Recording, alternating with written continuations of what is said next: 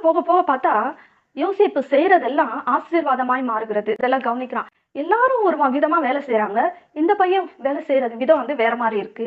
இவன் செய்றது எல்லாமே ஆசீர்வதிக்கப்படுது. இவன் செய்ற வேலையெல்லாம் அதிக பெருக்கத்த கொடுக்குது. மற்றவங்க செய்ற மாரி இவன் வேலை செய்யல. இவன் டிஃபரெண்டா வேலை செய்றான்.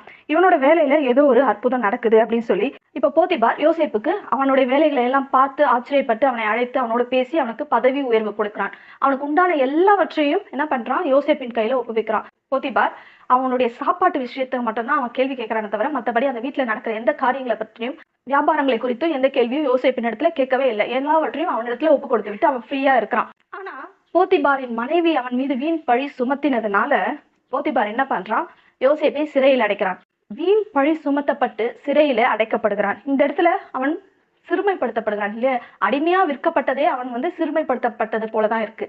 இப்போ அடிமையும் தாண்டி இப்போ கைதியாக